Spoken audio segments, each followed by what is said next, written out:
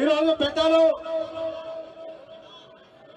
మన రాష్ట్ర Telangana TRS party working president పెద్దలు భవిష్యత్ నాయకుడు మన ప్రియతమ నాయకుడు కేటీ రామన్న గారు వస్తుంటే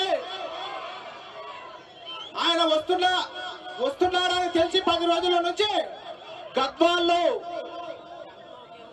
కేటీ రామన్న గారు వస్తే కేటీఆర్ గారు వస్తే గద్వాల్లో ఇంకా మాది ఏమి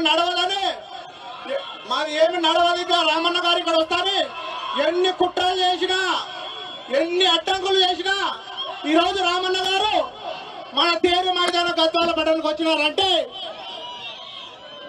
మన చాలా అదృష్టం. ఎందుకంటే ఈరోజు ఎక్కడ ఎర్రవల్లిని చూసి కూడా తండోపతండాలుగా మన గద్వాల ప్రజలందరూ కూడా స్వాగతం పలుకుతూ కృష్ణారెడ్డి బంగళ గారిని చూడ ఎంత పెద్ద ఎత్తున ఈరోజు గద్వాల్లో టిఆర్ఎస్ పార్టీ ఎంత విధంగా ఉందనేది మీ అందరు చూస్తుంటే అర్థమవుతుంది. మీరు ఎప్పుడు కూడా టిఆర్ఎస్ పార్టీ అంటే గద్వాల ఉంది, టిఆర్ఎస్ పార్టీ లేదు, గద్వాల ఎమ్మెల్యే వస్తే అంత పార్టీ అందరూ కూడా పోయింది అనుకున్నారు. ఆ తరములో జెండా పట్టుకొని గద్వాల్లో జెండా నిలబెట్టడం, ఒక్క జెండా పట్టుకొని ఈరోజు వేల జెండాలు చేసినామంటే మన కేటీ రామన్న గారు కృషి వల్లనే ఈ విధంగా నేను చేయడం జరిగింది. ఈరోజు ఎవరు రావాలన్నా భయపడుతుండే గద్వాలకు టిఆర్ఎస్ మీటింగ్ అంటే ఎట్లా పోతారు అని చెప్పేటోళ్ళు. ఈ రోజు రామన్న వస్తున్నాడంటే తండాలా వచ్చి మీరు ఈ స్వాగతం పలికినందుకు ఈ రోజు నడిగడ్డలో టిఆర్ఎస్ పార్టీకి తిరుగులేదని ఈ రోజు నిరూపించడమైనది. నడిగడ్డలో ఏ ఉప ఎన్నిక వచ్చినా ఏ ఎలక్షన్లు వచ్చినా గులాబీ జెండా ఎగరేస్తామని మీ వారి సాక్షిగా చెప్తున్నా.